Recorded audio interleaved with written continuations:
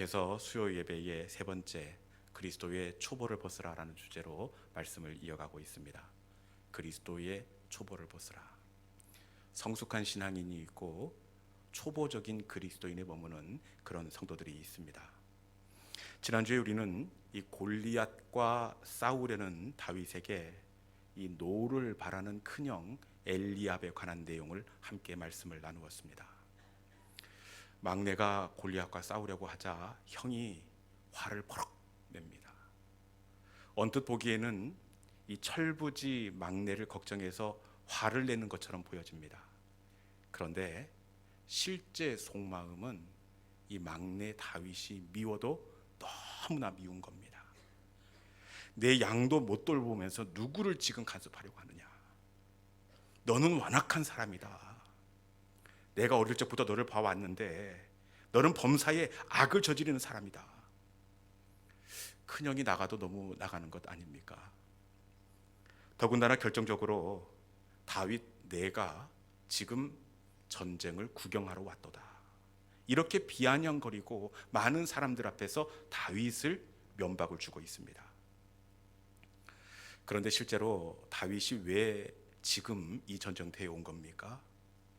구경 온 것이 아니라 오히려 형들이 염려되어서 형들을 위해서 지금 전쟁터에 왔습니다. 등에는 볶은 곡식 가루를 배낭으로 지고 한 손에는 치즈 10덩이 또 한 손에는 떡 10덩이를 들고 있습니다. 이 떡덩이는 형들에게 주고 치즈 10덩이는 천부장에게 주려고 하는 겁니다. 우리 큰형 좀 잘 봐주시려고. 위험한 일, 험한 일 있으면 조금 부드러운 일로 다른 사람을 대처해 줬으면 좋겠다는 마음으로 형을 생각하고 이렇게 왔던데 형은 이 다윗을 많은 사람들이 보는 앞에서 면박을 주고 있습니다. 이런 중에 이런 이야기를 들으면 속이 뒤집어지고 형과 평화하기가 쉽지가 않습니다. 더군다나 이 다윗은 곰도 찢고 사자도 찢고 골리앗도 쓰러뜨릴 만한 실력이 있는 사람입니다. 여러분들 같으면 많은 사람들 앞에서 큰형이라고 하더라도 나를 이렇게 면박을 주면 어떻게 하겠습니까? 평화하기가 쉽지 않아요. 그럼에도 불구하고 다윗은 형과 싸우지 않습니다. 다윗이 돌아서서 다른 사람을 향하여 이렇게 되어 있습니다. 다른 사람을 향하여 피했습니다. 다윗이 형과 싸우지 않고 피했던 이유는 싸움의 상대가 형이 아니라는 것을 알았기 때문에 그래요. 여러분, 성숙한 하나님의 사람은 싸움의 상대를 아는 것입니다. 엘리압 큰형은 그림자이고 진짜 실체는 형 뒤에서 엘리압을 요동케 해서 다윗을 곤란하게 만들고 진짜 싸움에 나아가지 못하게 하려고 막는 영적인 실체가 진짜라는 것을 다윗은 알고 있었기 때문에 그렇습니다. 만약에 이날 성질대로 큰형 이마에다가 그 물맷돌 박아놔 보십시오. 여러분 어떻게 되었겠습니까? 볼 것 없이 한 방에 큰형은 나가 떨어졌을 것입니다. 피를 철철 흘리고 아마 동생에게 쩔쩔맸을 것입니다. 그러면 이 싸움이 어떻게 되었겠습니까? 다윗의 인생은 이걸로 마침표를 찍고 하나님의 원대한 계획도 어그러지고 말았을 것입니다. 성숙한 그리스도인은 싸워야 할 대상을 정확하게 아는 사람입니다. 여러분, 우리의 남편이 나를 격동시키고 요동시킬 때 여러분, 이 사람은 싸워야 할 사람입니까? 내가 덮고 피해야 할 사람입니까?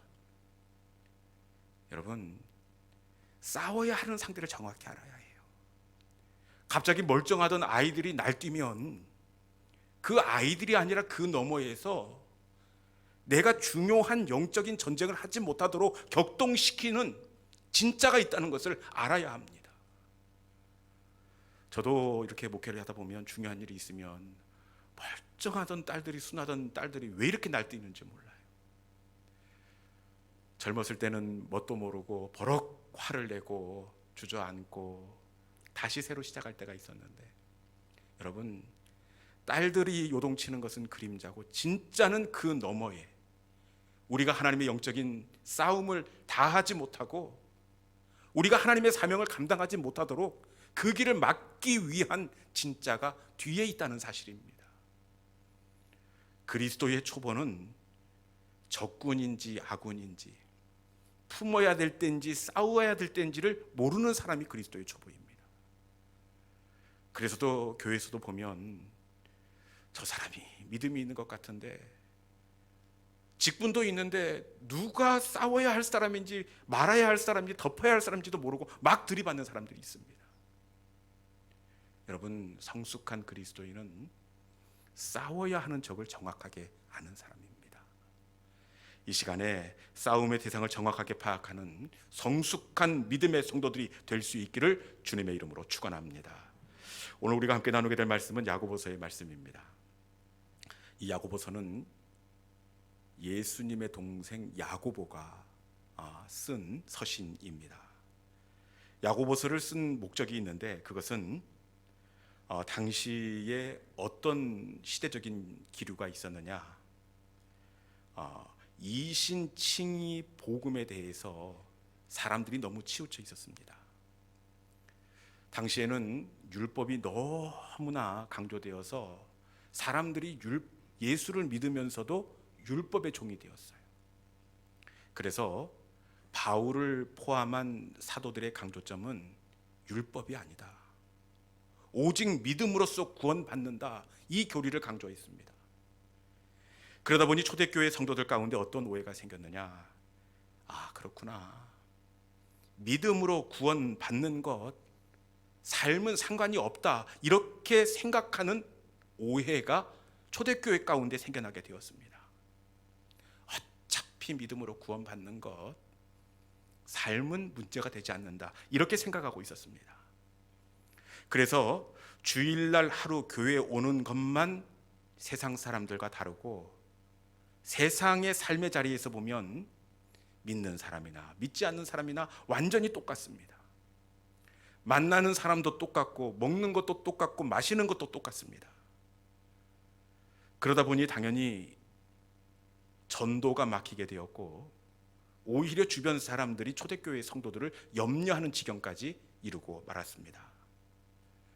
이렇게 자꾸만 신앙의 그 중심이 흔들릴 때에 예수님의 동생 야고보가 진짜 믿음, 진짜 살아있는 믿음, 성숙한 믿음이 무엇인지를 정리해 줄 필요가 있었습니다. 야고보서의 목적은 진짜 성숙한 믿음이 어떤 믿음인지를 알려주는 것을 목적으로 하고 있습니다. 여러분, 살아있는 믿음, 성숙한 믿음이 어떤 믿음인지, 이게 야고보서의 중심입니다. 2장 26절 같이 한번 읽어봅시다. 2장 26절, 자 시작. 영혼 없는 몸이 죽은 것 같이 행함이 없는 믿음은 죽은 것이니라. 아멘. 성숙한 믿음을 어떤 믿음이라고 이야기합니까? 영혼 없는 몸이 죽은 것 같이 행함이 없는 믿음은 죽은 것이니라. 믿음으로 구원받는 건 맞지만 구원받는 사람의 삶의 자리가 나타나지 않으면 이것은 죽은 믿음이다, 이렇게 말씀하고 있습니다.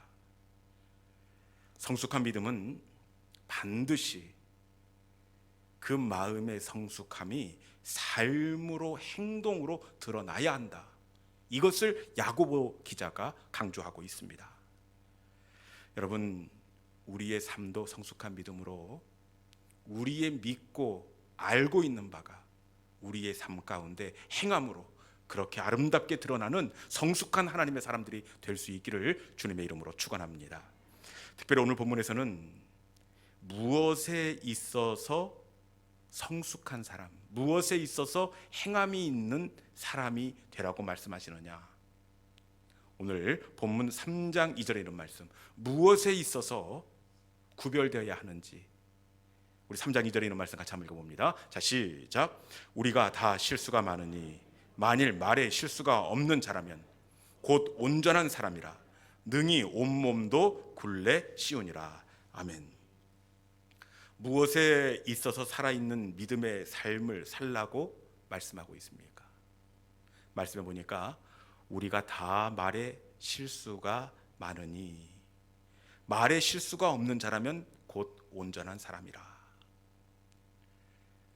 하나님의 사람 성숙한 신앙인은 무엇보다도 말에 있어서 실수하지 않는 사람이라 이렇게 말씀하고 있습니다.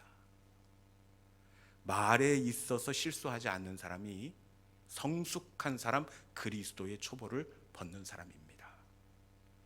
그러면 왜 우리가 말에 실수를 하지 말아야 하느냐? 그 이유가 있습니다.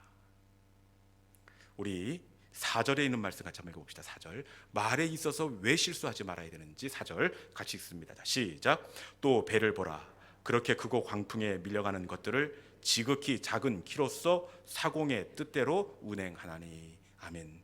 말에 있어서 실수하지 말아야 하는 이유가 무엇입니까? 말씀해 보니까 지극히 작은 키로서 그 배가 운행하나니. 이 말의 영향력 때문에 그렇습니다. 여러분, 광풍에 밀려가는 배를 한번 보십시오. 망망대해에 거친 바람이 그 배를 떠밀고 가는 것처럼 보이지만 그렇지 않아요. 그 배의 향방이 어떻게 결정됩니까? 지극히 작은 키로서 사공의 뜻대로 운행하나니. 키에 의해서 거대한 배의 향방이 정해진다, 이렇게 말씀하고 있습니다. 그런데 이 키를 어떤 키라고 이야기합니까? 지극히 작은 키. 지극히 작은 키가 어디로 향하느냐에 따라서 배의 향방이 결정되듯이 우리 인생의 방향도 마찬가지로 키에 의해서 그 방향을 따라 흘러간다, 이렇게 말씀하고 있습니다. 여러분, 우리의 입술은 우리 인생의 방향을 결정하는 배의 키가 되는 줄로 믿습니다. 입술의 방향을 따라 우리의 인생이 일어나기도 하고 입술의 방향을 따라 우리 인생이 엇나가기도 합니다. 언뜻 보면 우리의 계획이 우리의 삶의 방향을 이끄는 것처럼 보이고 우리의 꿈과 비전이 우리의 인생을 지배하는 것처럼 보여지지만 실제로는 그렇지 않습니다. 우리 인생의 방향을 정하는 것은 실제로 그 사람의 혀의 방향입니다. 그 사람의 혀가 향하는 곳이 곧 인생의 방향이 된다, 이렇게 말씀하고 있습니다. 칼럼니스트 중에 이내화 씨가 쓴 글에 보면 성공한 사람들은 말투부터 다르다라는 글이 있습니다. 성공한 사람은 말투부터 다르다. 이상화 씨가 성공한 사람, 실패한 사람들을 관찰해 보았습니다. 그런데 이 사람들의 차이가 하나 나는 것이 있는데 그것이 바로 입술이라 이렇게 이야기합니다. 성공한 사람은 어렵고 힘들어도 보니까 늘 긍정적인 말을 한다는 겁니다. 괜찮아. 다음에는 잘 될 거야. 그리고 넌 할 수 있어. 이곳에 하나님의 뜻이 있어. 늘 긍정의 말을 선포합니다. 반면에 우울증에 걸린 사람, 실패한 사람들이 쓰는 언어를 보니까 늘 부정적이고 이 그늘이 있는 언어를 쓴다, 이렇게 이야기합니다. 안 되겠다. 다음에 하자. 화가 난다. 왜 나에게만 이런 일이 일어나는 거야? 입술의 방향이 그 인생의 성패를 만들어 간다. 성공한 사람은 벌써 말투부터 다르다, 이렇게 이야기를 하고 있습니다. 그러면서 이 사람의 글의 마지막 부분에 이런 이야기를 합니다. 지금 당신이 쓰는 언어를 내게 들려준다면 나는 당신의 미래를 정확하게 이야기해 줄 수 있다. 왜요?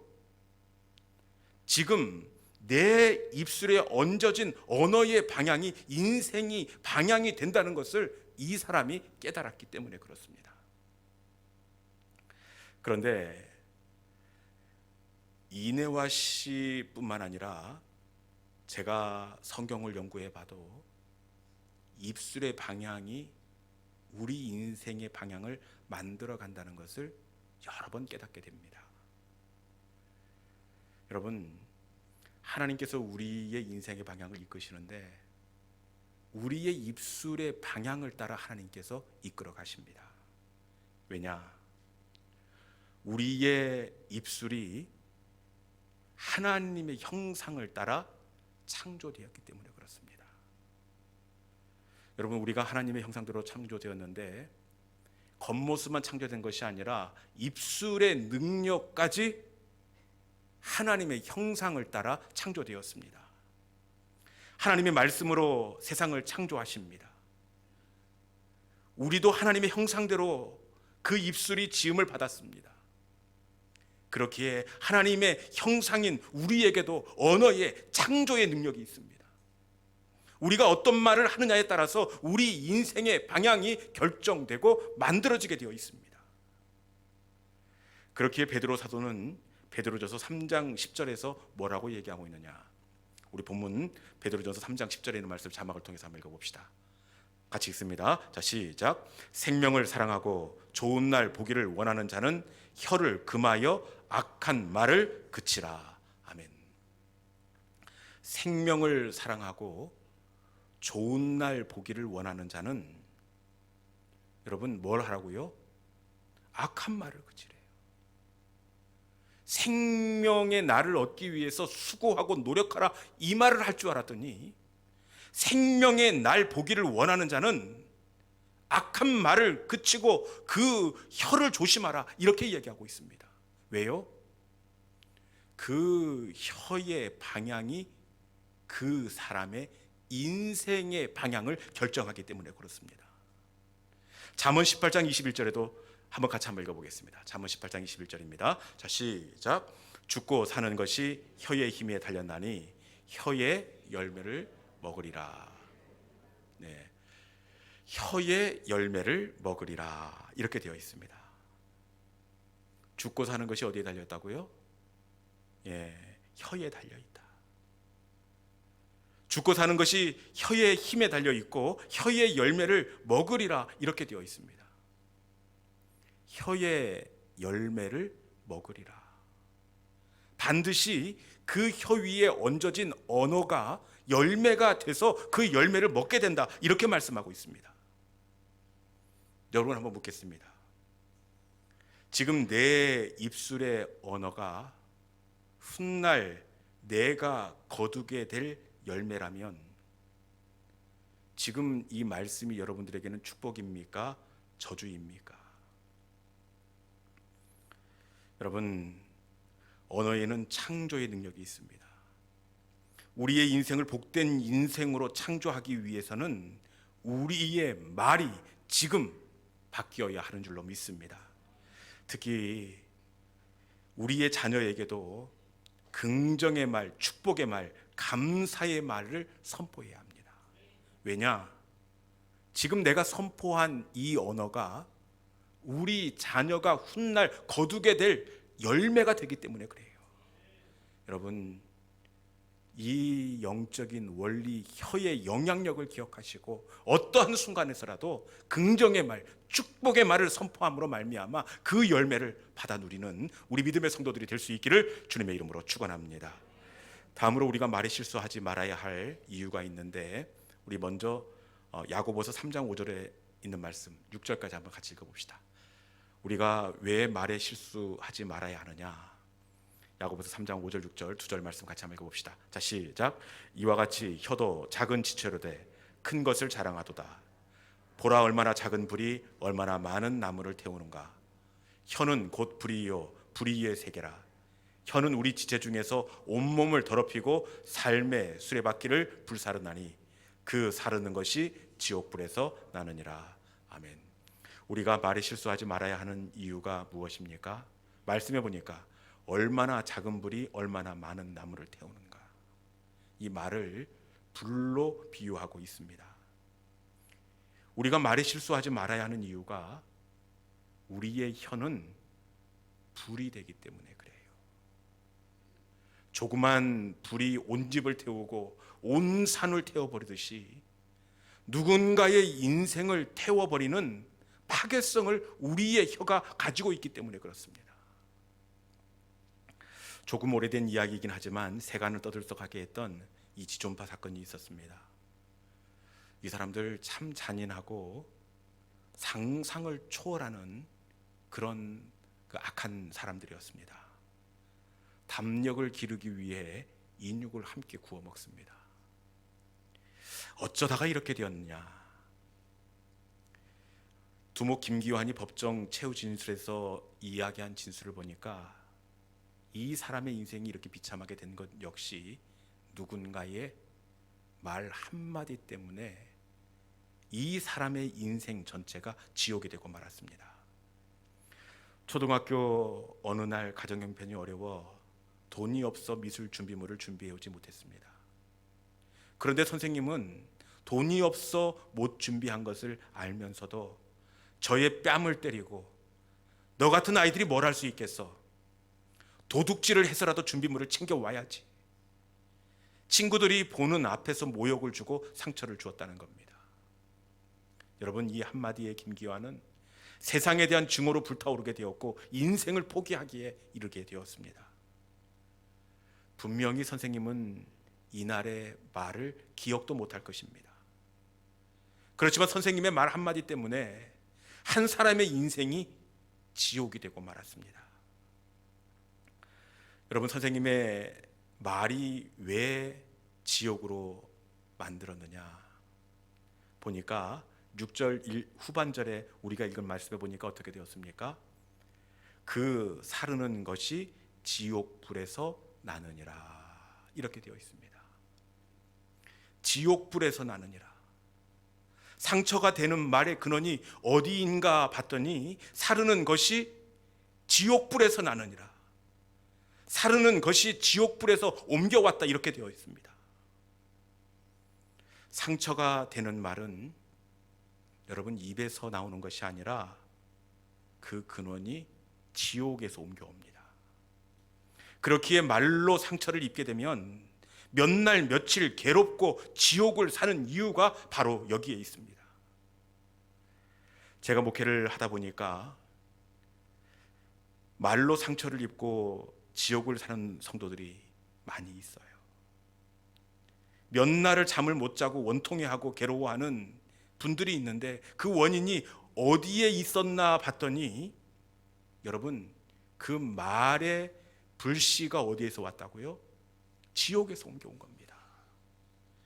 그 권사님은 별 의미 없이 던진 말이고 그 집사님은 그냥 한 이야기지만 그 이야기를 듣는 사람은 지옥을 살게 되어 있습니다. 여러분, 우리의 말이 누군가의 인생을 지옥으로 만들 수 있다는 것을 기억하면서 말에 있어서 실수하지 않는 성숙한 하나님의 사람들이 될 수 있기를 주님의 이름으로 축원합니다. 이제 말씀을 마무리하겠습니다. 그리스도의 초보를 벗어라. 여러분, 오늘은 입술이 성숙한 사람이 되어라, 말에 실수하지 않는 그리스도의 초보를 벗으라, 이렇게 말씀하고 있습니다. 그 사람의 믿음의 정도는 눈에 보이지 않습니다. 그렇지만 말을 들어보면 그 사람이 어떤 믿음의 사람인지 금방 드러나게 되어 있습니다. 성숙한 그리스도인의 언어는 늘 따뜻하고 긍정적이고 격려와 위로가 있습니다. 그래서 주변 사람들이 그 말에 선한 열매를 누리게 되어 있어요. 그분의 말 한마디 때문에 정말 낙심 가운데서 다시 일어나고 소망을 붙잡고 다시 회복하게 되어 있습니다. 그런데 어린아이의 믿음, 그리스도의 초보적인 사람은 말이 늘 거칩니다. 꼭 사춘기 어린 아이들 같아요. 사춘기 어린 아이들 보면 어디에서 그런 말을 배웠는지 모르겠는데 응 아니야, 응 그래, 아유 얼마나 답답하고 거칠고 부정적인 말을 툭툭 내뱉는지 알 수가 없습니다. 그 말의 주변에 있는 사람들은 늘 상처를 입고 그 사람의 말 때문에 밤새 지옥을 삽니다. 여러분, 성숙한 그리스도인은 말의 변화가 있습니다. 이 시간 우리의 말의 자리를 돌아보시면서 그리스도의 초보를 벗고 살리는 말, 격려하는 말, 위로하는 말을 통하여 우리가 한 단계 하나님이 원하시는 그런 신앙의 성숙의 자리로 나아가는 우리 모든 믿음의 성도들이 될 수 있기를 주님의 이름으로 축원합니다. 이 시간에 주신 말씀을 붙잡고 우리가 함께 기도의 자리로 나아가기를 원하는데, 주님, 낮의 해처럼 밤의 달처럼 그렇게 살고 싶습니다. 욕심도 없이 어두운 세상 비추는 해처럼 달처럼 그렇게 살고 싶습니다. 특별히 우리의 입술이 누군가를 살리고 격려하고 누군가를 덮어주는 그런 따뜻한 성숙한 그리스도인의 입술이 되기를 원합니다. 나의 입술을 주님께서 만져주옵소서. 이 시간에 주신 말씀을 우리 찬송 속에 담아 우리 함께 노래하도록 하겠습니다. 낮의 해처럼 밤의 달처럼 그렇게 찬양하겠습니다.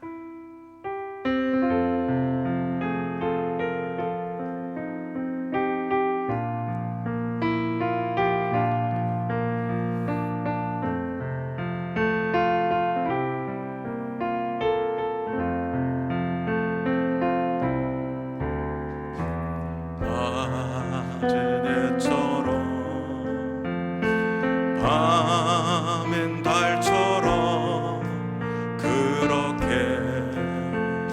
살 순 없을까? 욕심도 없이 어두운 세상 비추어 온전히 남을 위해 살듯이 예수님처럼 바울처럼 예수님처럼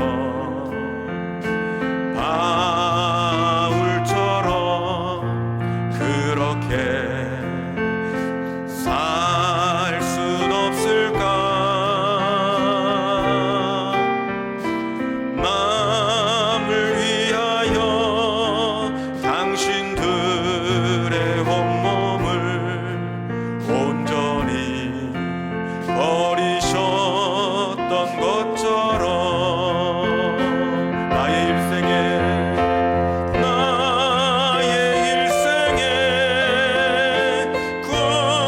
꿈이 있다면 이 땅에 빛과 소금 되어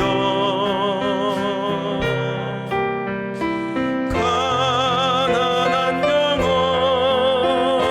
지친 영혼을 주님께 인도하고픈데 나의 욕심이 나의 못난 자가 언제나 커다란 짐되어 나를 짓눌러 맘을 공곡해 하니 예수여 나를 도와주. 나의 일생에 꿈이 있다면 나의 일생에 꿈이 있다면 이 땅에 빛과 소금 되어 가난한 영혼, 지친 영혼을 주님께 인도